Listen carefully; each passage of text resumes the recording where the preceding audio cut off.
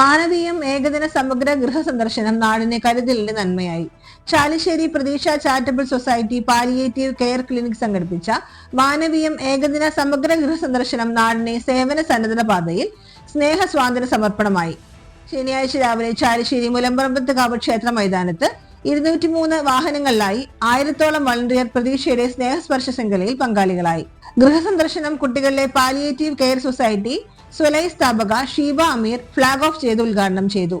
തൃത്താല ബ്ലോക്കിലെ ചാലിശ്ശേരി, നാഗലശ്ശേരി, തിരുമറ്റിക്കോട്, തൃത്താല, പട്ടിത്തറ തുടങ്ങി 5 പഞ്ചായത്തുകളിലെ 3757 വീടുകളിലേക്ക് വളണ്ടിയർമാർ രോഗികൾക്ക് ലഭ്യമായ പരിചരണത്തെക്കുറിച്ചും വിലയിരുത്തുന്നതിനും സ്നേഹവും കരുതലും നൽകി വീടുമുറ്റങ്ങളിൽ സാന്ത്വന മഴയായി എത്തുന്നത് വേറിട്ട കാഴ്ചയായി.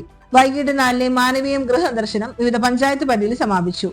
2007 മുതൽ തൃത്താല ബ്ലോക്കിലും പരിസര പ്രദേശങ്ങളിലുമായി സ്വാതന്ത്ര്യ പരിചരണ രംഗത്ത് അവശർക്കും, നിലാലംബർക്കും, അശരണർക്കും, കിടപ്പ് രോഗികൾക്കും ആലംബമായി പ്രവർത്തിച്ചു വരുന്ന ആതുര സേവന സംഘടനയാണ് പ്രതീക്ഷ പാലിയേറ്റീവ് കെയർ. 2020 90 വാഹനങ്ങളിലായി 1200 രോഗികളിലെ ഗൃഹദർശന പരിപാടി നടത്തിയിരുന്നു.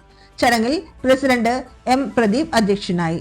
Shoranur deputy superintendent of police R Manoj Kumar, secretary V P Sivadas, treasurer P V Sudheer, ഡോക്ടർമാരായ V Sethumadhavan, H Haridas, E Sookshma Prameela Pattambi എന്നിവർ സംസാരിച്ചു.